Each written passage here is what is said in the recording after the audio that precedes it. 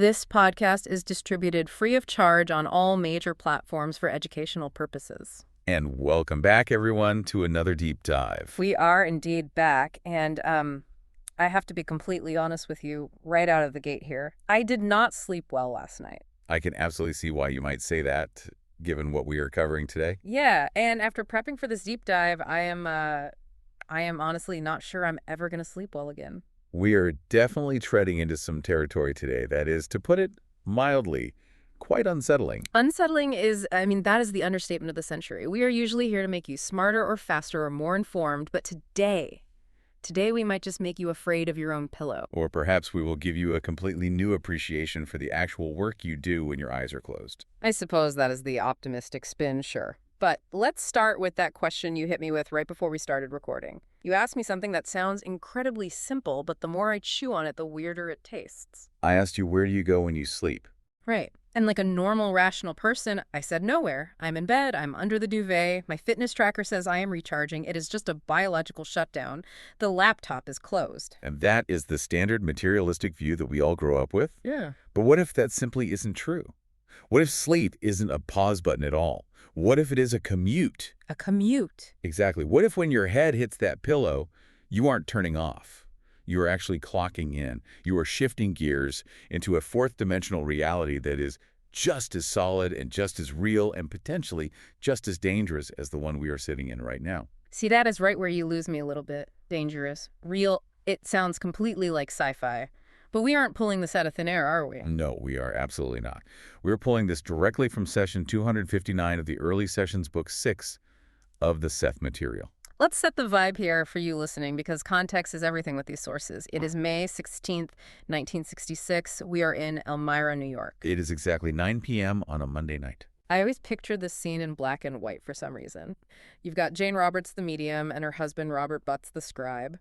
They are in their living room. Jane is probably pacing around. Maybe there's a little cigarette smoke in the air, maybe a glass of wine on the table. It is a very intimate domestic setting. And on this particular night, they're just conducting what they call envelope experiments. They're testing for ESP. But right in the middle of this very practical, very physical test, the personality essence, known as Seth, comes through. And he just decides to drop a massive lecture on the fundamental architecture of the human soul. It is exactly like going to a simple magic show and having the magician suddenly stop to explain the mechanics of quantum physics. A very apt analogy. So our mission for this deep dive is to unpack Seth's explanation of these fourth-dimensional personality structures. We're going to talk about why your ego, that literal voice in your head right now, is strictly forbidden from entering your dreams. Yeah, and we are also going to look at the results of that bizarre inkblot experiment they ran that night. And I think the best place to start is with the you that you think you are. Yes, let's unpack this. Because I feel like I know who I am. Right. I'm the guy talking to the microphone. I pay my taxes. I walk the dog. Seth would say that the version of you doing those things is a very small, very limited part of who you actually are. He opens this session with this sweeping concept of multidimensionality. He says, quote, "You exist in many dimensions, although the ego is not aware of such existence." Just casually dropping that we are multidimensional beings. Yeah. But he singles out the ego here.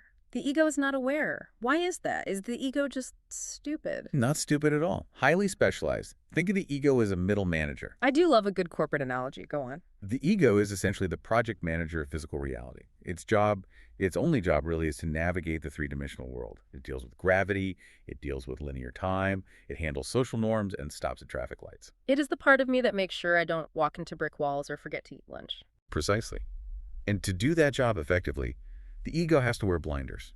It must focus strictly on the physical data. If you were walking down the street and you were constantly perceiving fourth-dimensional energy swirls and experiencing simultaneous time, you would be completely overwhelmed. I would get hit by a bus. You would definitely get hit by a bus. So the blinders are a built-in safety feature. But the problem is that the ego begins to think that the physical world is the only world, right? Yes. It mistakes its limited view for the entire picture. It is like a deep-sea diver who thinks the entire universe is underwater simply because that is all they can see through their helmet. Okay, so the ego is the diver in the suit. But who is the rest of me then? Seth refers to it as the whole self. And he suggests that while your ego is hyperfixated on the physical realm, The whole self is out partying in the fourth and fifth dimensions simultaneously, Partying. or working or exploring. Seth actually mentions Oliver Fox in this session. I highlighted that name in the notes. Mr. Fox's thesis on dreams. Who exactly was he? Oliver Fox was a British writer back in the early 20th century. He was a major pioneer in what we now call astral projection or lucid dreaming. He wrote extensively about leaving his body and about waking up inside his dreams. And Seth just gives him a direct shout out. A huge one. Mm. Seth confirms that Fox is completely right. We have out-of-body experiences constantly. It is not some rare mystical event reserved for monks meditating on a mountaintop. It is completely routine. You do it every single night. But wait, if I do it every night, why don't I remember it? Why do I wake up thinking I just lay there in the dark for 8 hours? Because of the ego. Remember, the ego is the project manager of physical reality. It creates and demands a strict continuity of physical experience. Ah, so if you tried to download fourth-dimensional data into the ego, where time is simultaneous and space is totally malleable, it would crash the system. It is a massive compatibility error. The file format is simply not supported by the physical brain's logic centers. So for these inner experiences to happen, Seth says there has to be a compliance on the part of the ego. It has to agree to step aside. Compliance. That sounds very polite. But knowing my ego, it is a total control freak. It does not want to step aside. It wants to be in the driver's seat 24/7. And you are hitting right on the core conflict of sleep. The ego is terrified of letting go. Seth notes that the ego is, quote, egotistically only slightly aware of a few of them. It only catches brief, fragmented glimpses. And that is what we call dreams. So our dreams are really just the ego catching tiny snippets of the whole self's nightlife. Often, yes. They are distorted translations. It is the ego desperately trying to make sense of a non-physical experience using the only physical symbols it knows. That perfectly explains why dreams are so incredibly weird. You know, like I was flying, but then I was late for math class and my teacher was a giant cat. Exactly. The flying is the actual reality. That is the astral travel. The math class is the ego trying to impose a familiar physical structure on the experience. The cat, well, that is just your own personal psychology bleeding through. Okay, so we have established that I'm leaving my body and my ego is basically staying behind to watch the fort.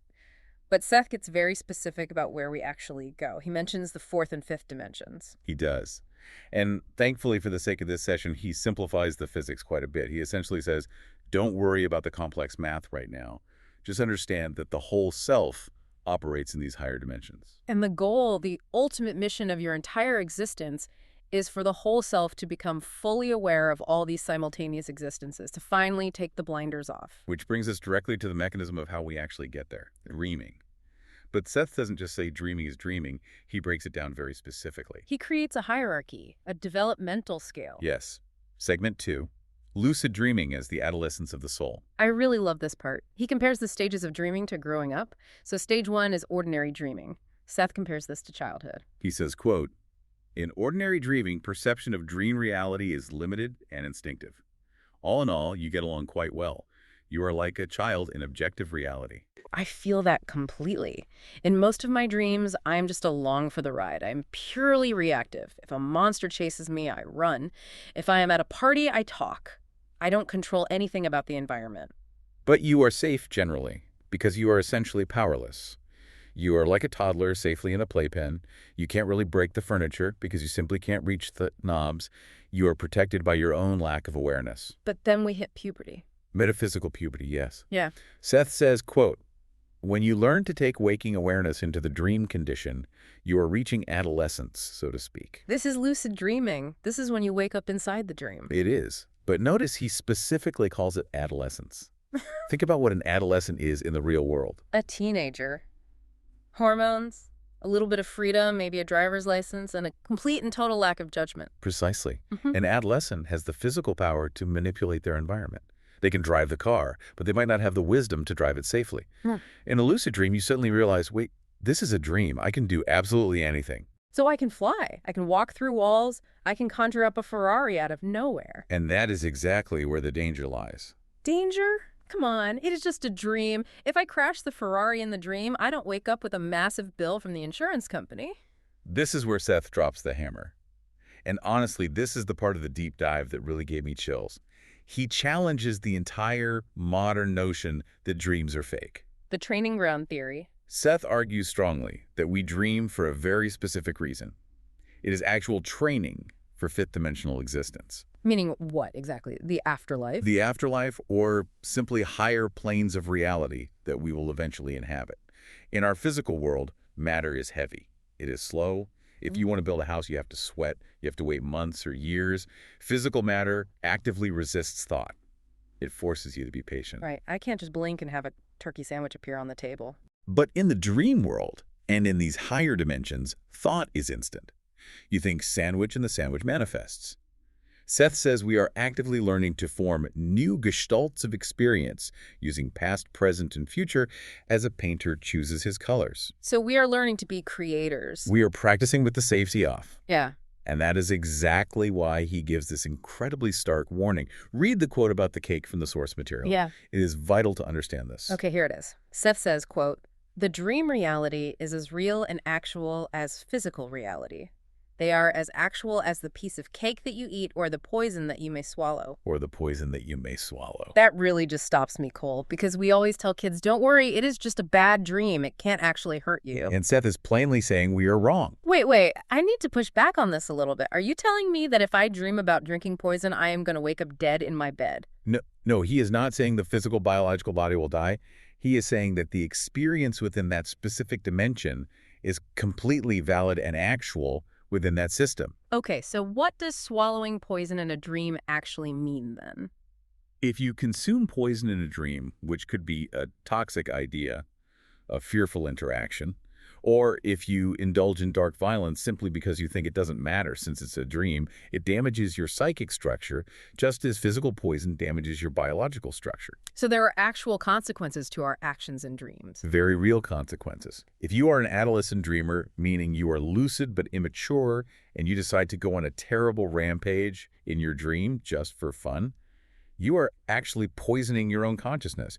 You're failing the training. That changes absolutely everything. It means morality doesn't just stop when I close my eyes at night. It means it applies even more because the buffer of physical time is completely gone. Your intent manifests instantly.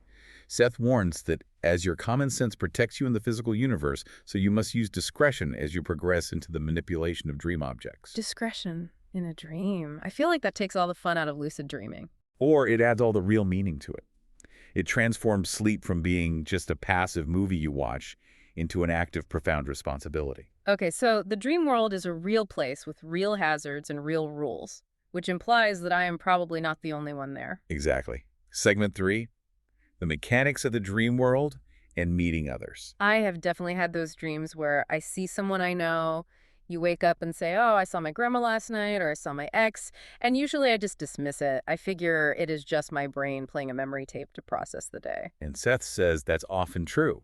Much of the time it is just a projection, but not always. He validates the actual concept of dream meetings. He references Oliver Fox again here. But it is not as simple as just bumping into someone at the grocery store. No, there are strict rules of engagement. First, for a true meeting to occur where both parties are actually present and interacting consciously, Seth suggests both parties usually need to be at that adolescent level we talked about. They both need to be able to bring waking consciousness into the sleep state. So if I am fully lucid, but you are just ordinary dreaming like a toddler, then we probably won't truly connect. Or if we do, I won't remember it at all. I will just be sleepwalking through the interaction from my perspective. Yeah. But if we are both awake in the dream, we can genuinely meet. But here's the major catch. There's always a catch with this stuff. We have to actively build the meeting place. We have to build it, like mental construction. Yes. Seth says, quote, "Each of them therefore constructs you, see the dream location at which they have agreed to meet." Wait, so if I want to meet you in a dream tonight, we have to agree on a specific spot beforehand, and then we both have to mentally code it into existence while we sleep. Yes. It is a shared hallucination, but one that is stable enough to hold both of your consciousnesses. Think of it exactly like a private multiplayer server in a video game.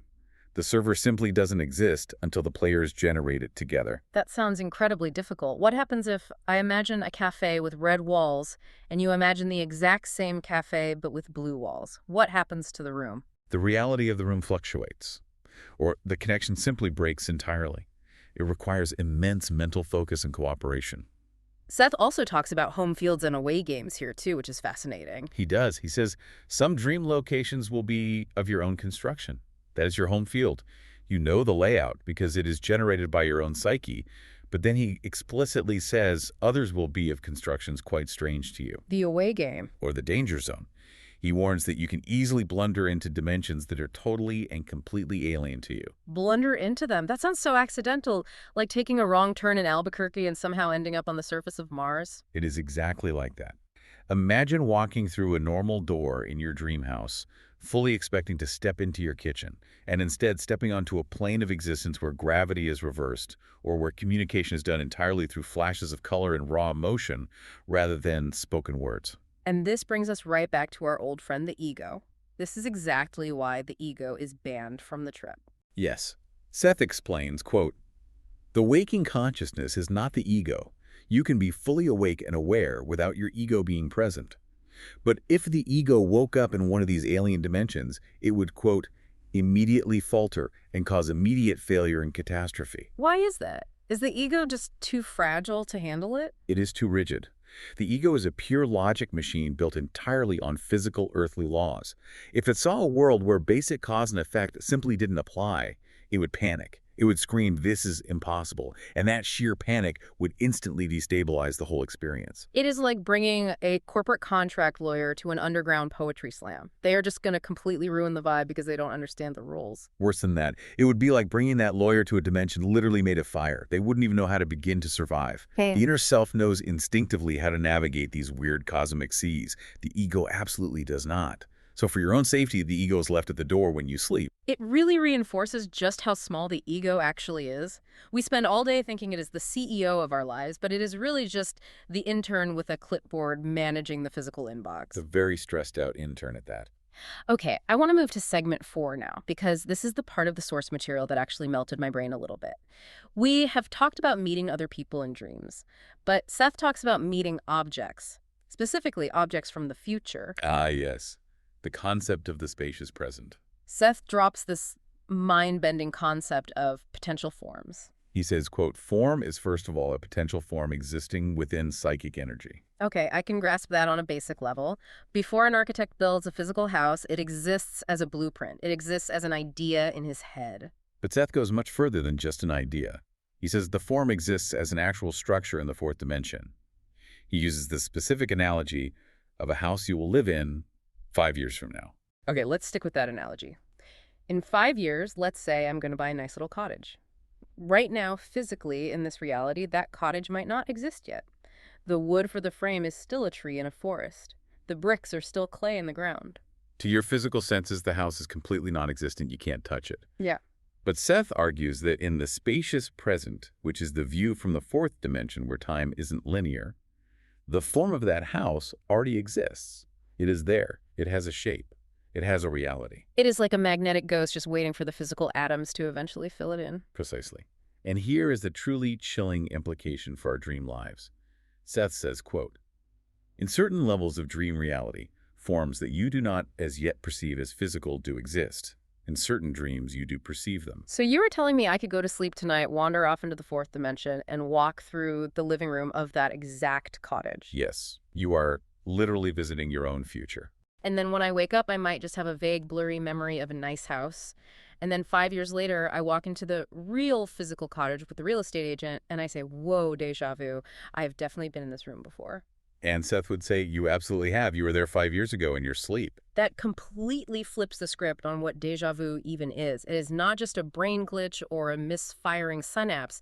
It is an actual memory of a fourth dimensional visit. It completely blurs the line between imagination and perception. We think we are just imagining a dream house, but we might actually be perceiving a reality that is patiently waiting for us to catch up to it in physical time. Seth actually points out the deep irony of this whole setup. He says we find it so much easier to believe that we create our dreams out of nothing than to believe we create our physical reality. But his entire argument is that we create both of them. One is just much denser and slower than the other. It suggests that the future isn't just a blank, empty void. It is a landscape that is already partially constructed. And when we finally slip the heavy leash of the ego, we can wander freely into that future landscape. It is fascinating stuff. But look, I can hear the skeptics listening to us right now. They are sitting in their cars or at the gym saying, this is all very nice philosophy, guys, but where is the actual proof? Show me the receipts. And that is exactly what Rob and Jane were trying to do that very night in 1966. Segment 5, the envelope experiment. This is where we leave the high metaphysics and get right down to the dirt, quite literally. The 54th experiment. Let's look closely at the object involved, because Rhett didn't just put a standard playing card or a drawing in an envelope. He got very creative with this one. He did. He wanted real physical texture. He took something called Italian earth color, which is a raw pigment, likely burnt umber or sienna. He heated it up, and he mixed it with a liquid polymer binder. So he basically made a sort of thick plasticized mud. Essentially, yes. He describes it in his notes as having a texture like fine cement or roughened stone. It's dark gray-brown. It was quite thick, about 1/32 of an inch. And he folded it in paper while it was wet to make a homemade pattern. So it is a highly textured, heavy DIY Rorschach ink blot test. Correct. And he seals this object inside double envelopes. Jane has never seen it. She doesn't know he made it. She is sitting there in a deep trance. She puts the sealed envelope up to her forehead. Now remember, Seth is speaking through Jane. He can't see with physical human eyes. He has to psychically sense the energy and form of the object inside the paper. Let's go through the direct hits first, because if this was just random guessing, she would probably say it's a letter or it's a photograph of a dog. The first impression Seth gives, quote, dark printed matter. That is a hit. The pigment was a very dark gray-brown color. Next, he says, quote, square shapes balanced one upon another. Another hit. Rob specifically notes that because he folded the paper to create the blot, the two halves of the heavy pigment looked balanced against each other, almost like blocks stacked up. Then Seth gets incredibly specific about the tactile sensation. This is the one that really got me. He says, quote, block or blocks as rocks or steps of stone. Rocks or steps of stone. Rob specifically noted that the polymer pigment dried with a very distinct stone-like texture. Fine cement. How does Jane know the physical texture of a painted blot inside two completely sealed layers of paper? That heavily suggests she, or rather Seth, was actually sensing the object's molecular structure, not just guessing a flat visual image. Then Seth says, quote, something overturned fluid dark color. Which is exactly what it was. It was a fluid pigment that had been spilled, overturned, and pressed into paper. And finally he says, quote, connection with a pond or pool shape, which perfectly matches the organic fluid spreading shape of a folded ink blot. So Seth is absolutely nailing the sensory details here. Dark, stone, balanced, fluid, pond shape. But we have to talk about the misses, because this is where the real comedy of the session comes in. The misses are actually quite illuminating regarding how this entire channeling process works mechanically. Seth keeps insisting on a photograph connection. Right, he keeps saying black and white photograph. Rob speculates in the notes that because the final blot looked vaguely like a man-like shape, Jane's subconscious mind intercepted the data. The data was image of a man plus dark and white contrast. And her brain just grabbed the closest conceptual file it had, which was photograph. It is a translation error. Seth sends the pure raw data, and Jane's physical brain auto-corrects it to the wrong word. Exactly. It shows the natural fiction of the human channel. The data has to pass through Jane's vocabulary and assumptions. But the absolute best miss, the one that made me laugh out loud, is the Lincoln quote. Ah, yes. Quote, 7 years ago. Suddenly just hears the opening line of the Gettysburg Address out of nowhere. Rob is completely baffled by this. There is absolutely no Abraham Lincoln inside the envelope. There is no Civil War connection. Just a weird blob of dirt paint. Seth immediately recognizes the error, though. He calls it static. He says it is, quote, something memorized, a phrase known to many and rather cliche. So where in the world did that come from? Rob offers a few theories in the book. One is that Jane was simply thinking about American history earlier that day, and it bled through. Two is that the stone-like texture of the object triggered a rapid subconscious association in Jane's mind with the physical Lincoln Memorial, which is made of stone.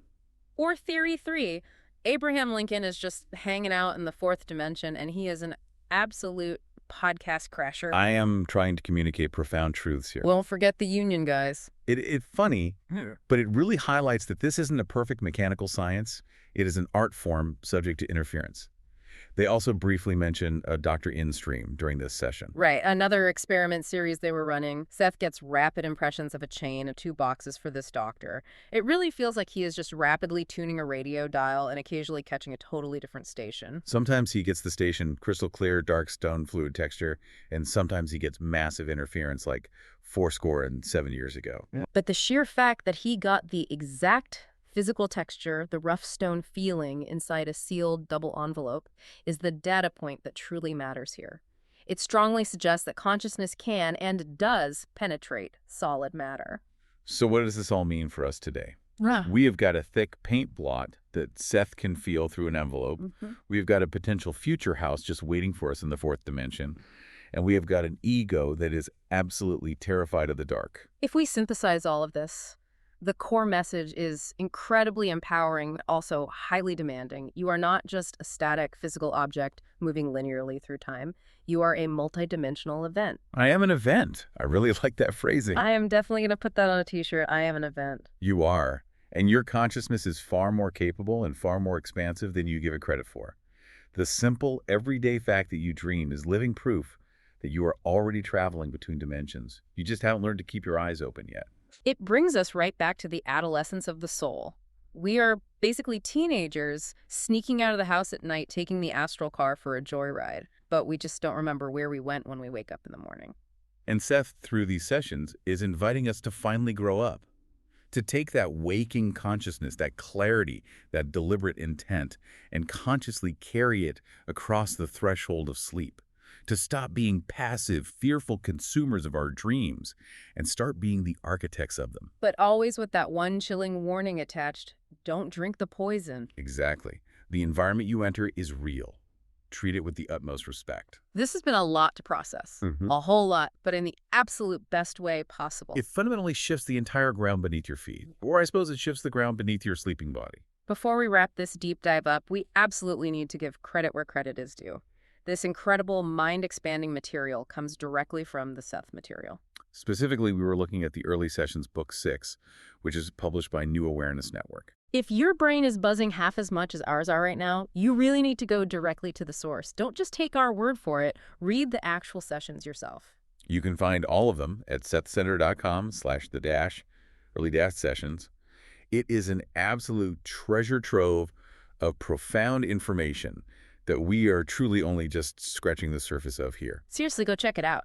As we said, this show is distributed free of charge, but actively supporting the publisher is what keeps this vital material alive and accessible. It is definitely worth your time. I want to leave you, the listener, with one final provocative thought. A little practical homework assignment for tonight, if you are brave enough. Oh, what exactly do you have in mind? Well, we talked a lot today about how you can actually meet other people in dreams, how you have to consciously build a shared location together, and how future objects like that cottage already exist there waiting for you. Right, well, we covered all of that. So when you inevitably close your eyes tonight and you eventually find yourself walking through a strange hallway or talking to someone you haven't seen in 20 years, I want you to ask yourself a question.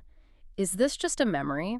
Is this just my physical brain firing off random neurons to clean house? Or did you just walk into a room that is physically waiting for you in the year 2030, and that person standing right there in front of you, did you conjure them out of your own psychology?